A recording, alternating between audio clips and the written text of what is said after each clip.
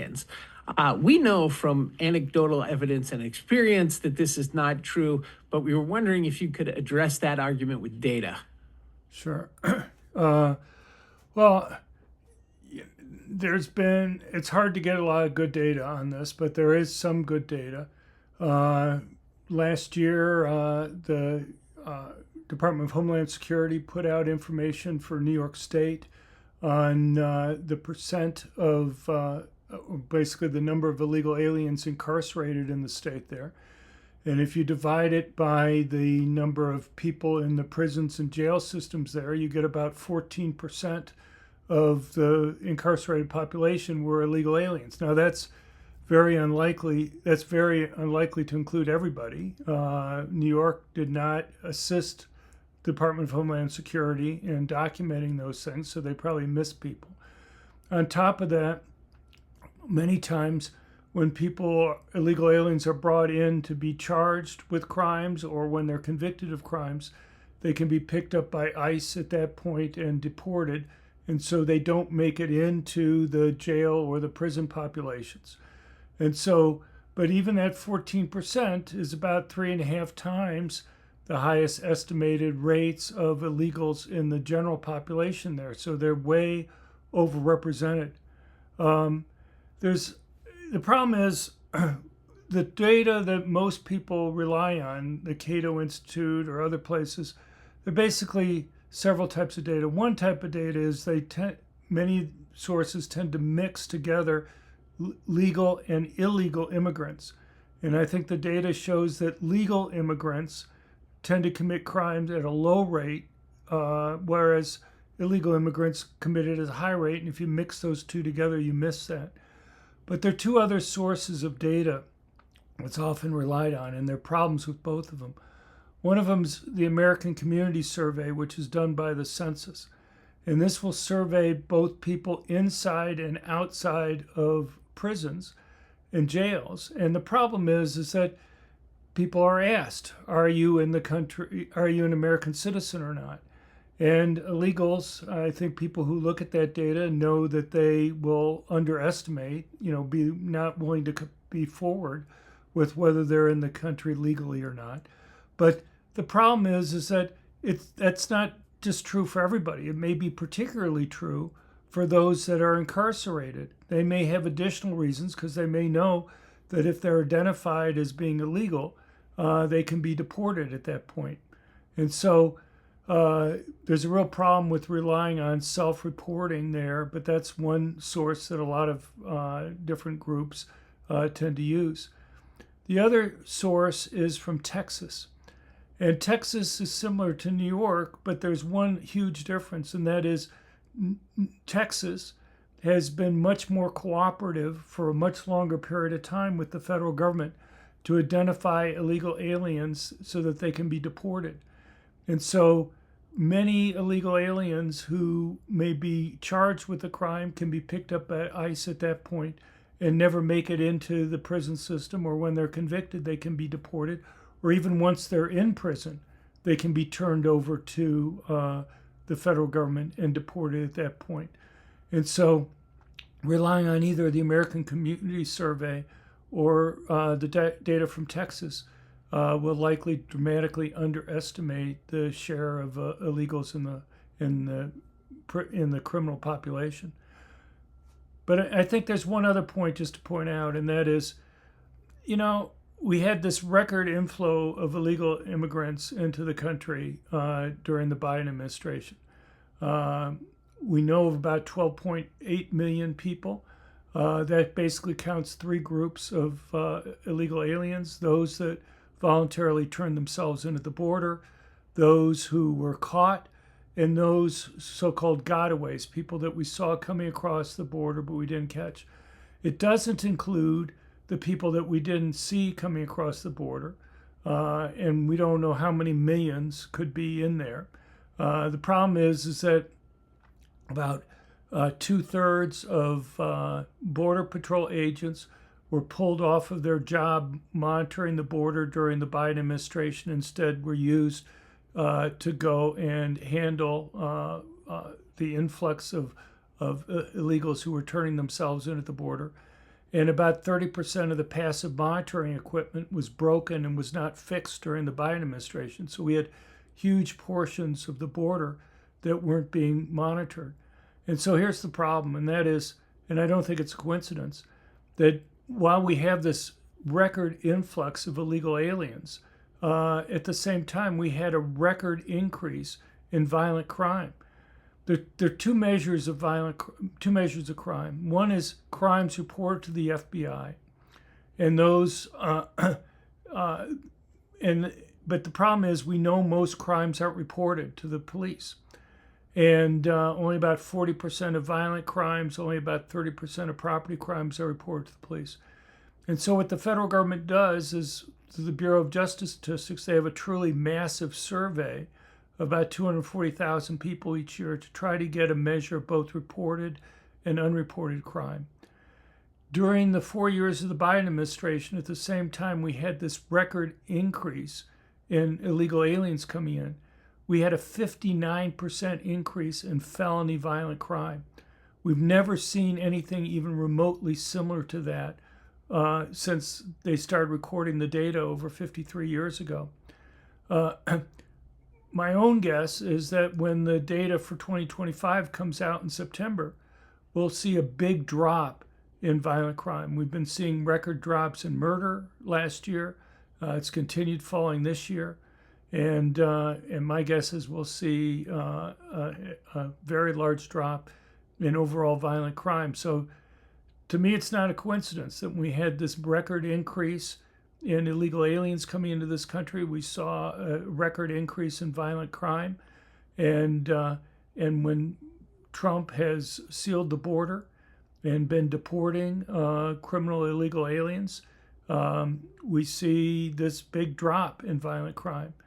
And it's not just the fact that we've caught criminal illegal aliens and are deporting them. You also have the criminal illegal aliens that we haven't caught yet. They don't want to be deported.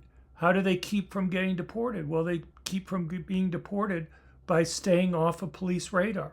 And how do they stay off of police radar? They commit less crime right now. And so I think those are types of things that go and help explain why we saw this huge increase in violent crime during the Biden administration, and we're seeing this big drop in violent crime now under Trump. Here at FAIR, we're always trying to counter the misinformation coming from the other side about what is going on in America as relates to the immigration problems. I want you to listen to a clip, a very quick clip. This is from when Matt was testifying on Capitol Hill a few months ago. One of the other people testifying was a lawyer named Chris Newman, and he was talking about legal immigration and illegal immigrants or aliens in this country. Take a listen to this. I want to get your thoughts on it. Look, the evidence in this congressional record for 20 years is clear. Immigrants strengthen the country economically, culturally, demographically. They don't cause crime, etc. Equally unambiguous is that the people who profit from this coarsening debate are you all. Is this guy living on the same? Dr. Lott, they're not saying they commit crimes at a lesser rate than Americans now. He's saying they don't commit crimes, period. React to that, if you will. Well, I mean, obviously, just anecdotal stories will deal with that type of issue, that extreme. I'm not sure he meant what he said there exactly. My guess is if you were to push him, he would admit that they commit some crime. But look, there's a lot of misinformation out there, and I just try to go through and explain where some of the incorrect data comes from. You get a real insight into where these people are coming from. So for example, when Cato puts out its data on claiming that ICE is not deporting or deporting lots of people who don't have criminal records, they want to define a criminal record as only those individuals who have been convicted of crimes. And the problem is that, I mean, I've worked in the U.S. Sentencing Commission, I've worked in the Department of Justice. You would think anybody who's watched a police show or read the news would know that your criminal record includes cases where you've been charged with crimes. You know, you have a rap sheet. They'll go and say how many arrests you've had as well as the convictions that you've had. And if you look at that, what you'll find is that about 70% of those who are deported have criminal records. And presumably many of the ones even who don't have an official criminal record may also have been committing crimes. It's just we haven't caught all of them or prosecuted them. So, look, you know, the way I look at it is it's not obvious to me why you don't want to include individuals who have been charged with crimes in the list there. I think it tells you a lot about these individuals. There's just an individual just a couple days ago in the news in Northern Virginia who had been giving fentanyl, selling fentanyl to teenagers in school. And, you know, Cato and places like that don't want to count him as a criminal until he's actually been convicted. Well, the problem is you're talking about literally many hundreds of thousands of dollars to go and put the individual through the criminal justice system. A state like Virginia won't release him even once he's been convicted. They won't give him over to the federal government. And the fact that they, you know, so if he gets, 10 years in prison for doing that, you may be talking about $600,000 total legal bill for the individual. That's a lot of money. Should we have to go and spend that additional money just to go and meet a standard for somebody who's in the country illegally and doesn't have the right to be here? Does he have that type of legal protections that are there? I mean, he could be deported without even having been arrested. And I think the extremes to which those individuals on the left politically are willing to go in order to say you can only deport somebody once they've been convicted of a crime, that we have to spend hundreds of thousands or maybe more than $500,000 to make the person go through the legal system before they can be deported, just shows to me how much they're in favor of open borders, that they're not really an issue of trying to save. He talks about saving money in the clip that you have and the benefits that are there. I mean, the fact that they won't even let you deport people who have been charged with crimes, I think that tells you a lot. So recently you posted an op-ed, excuse me. So recently you posted an op-ed in July titled "Trump's Immigration Enforcement Really is Slashing Violent Crime." What do the statistics actually show about immigration enforcement's impact on public safety? Well, I think that's basically what I was just going through. I mean, you can just see the changes in violent crime during the Biden administration, the change in violent crime that we've seen under Trump right now. We're talking about historically low murder rates right now.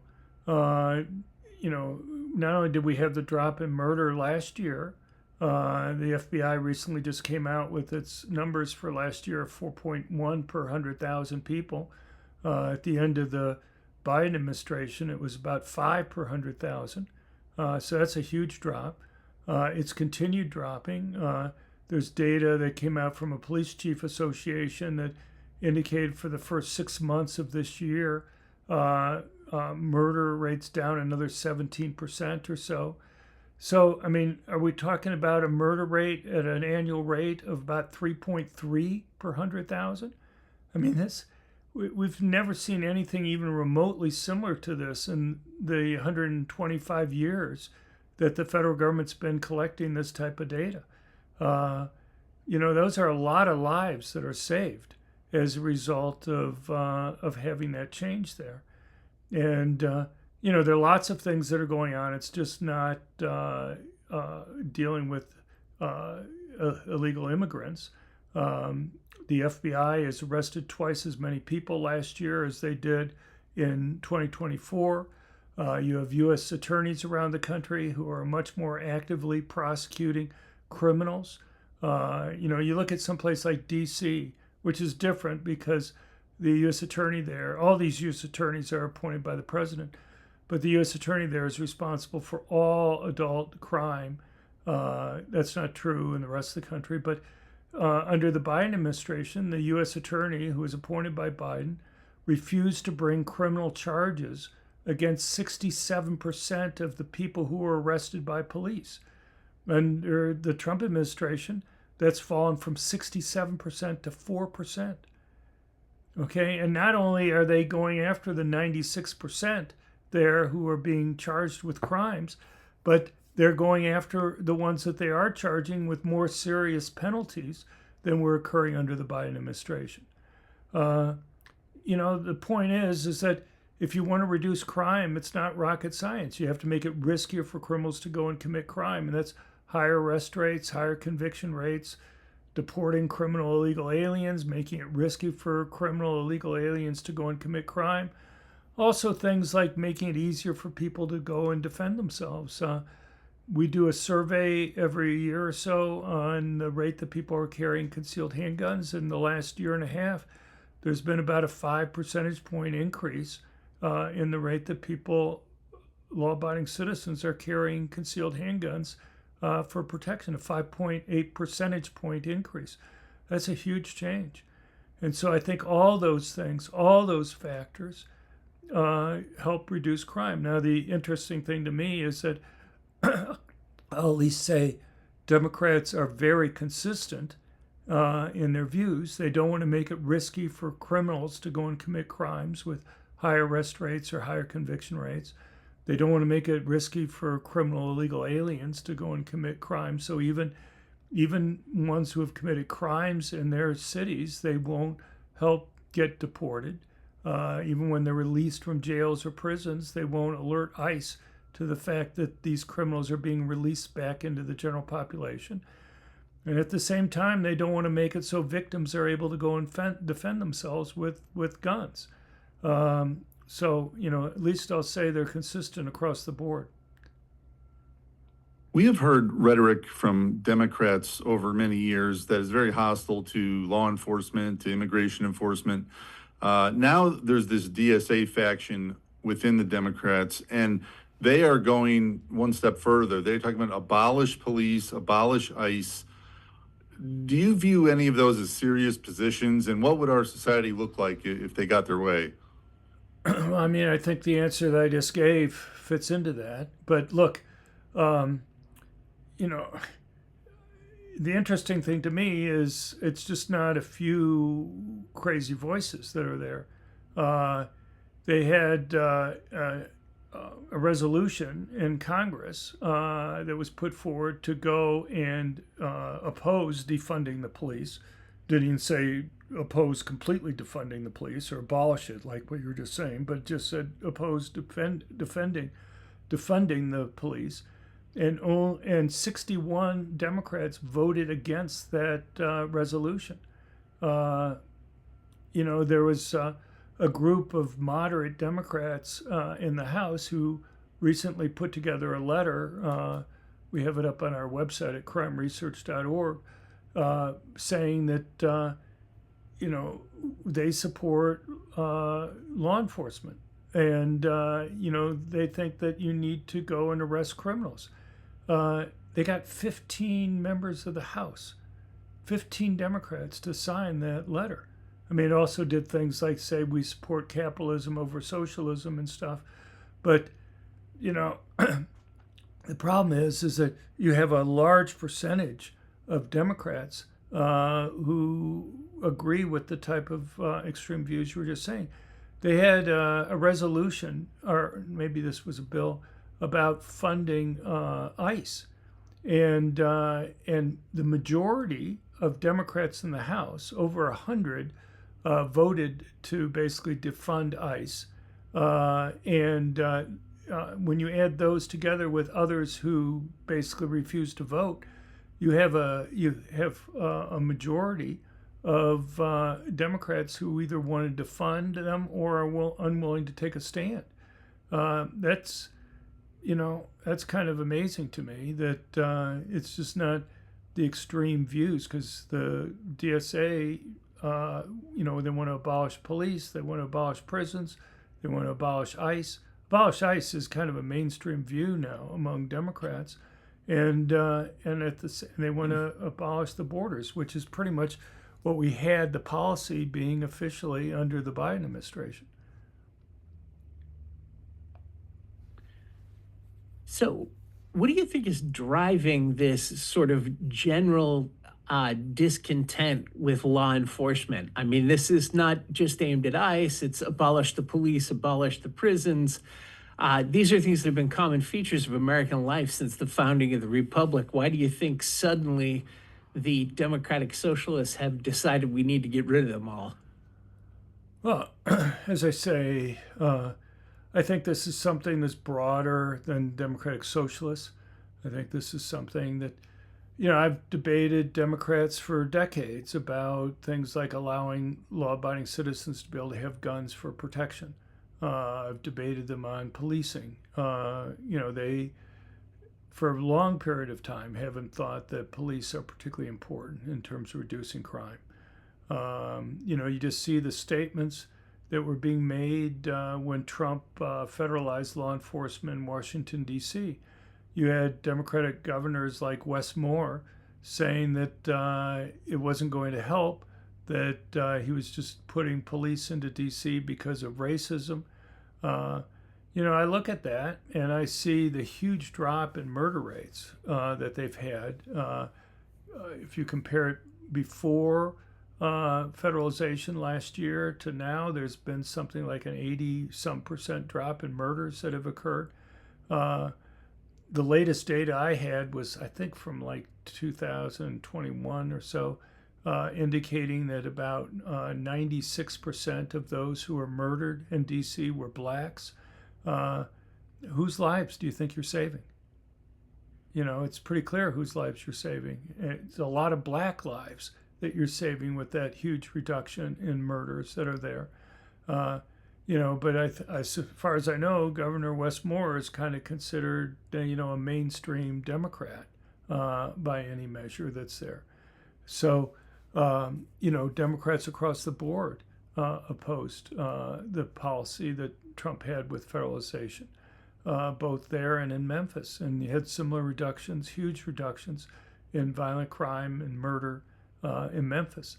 There was a survey a little while ago in Chicago, I think I mentioned this in the piece that you're referring to, where they were asking people in Chicago, would you support federalizing law enforcement in Chicago like was done in D.C.?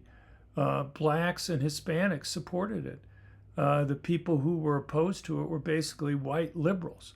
I look at those types of things, and it was like 88% of white liberals opposed the policy. And so overall, people did. But that's just because of who it was that was so overwhelmingly opposed to it. So, the way I look at it is that the people who are the likely victims of violent crime know the importance of having police, know the importance of being able to go and protect themselves.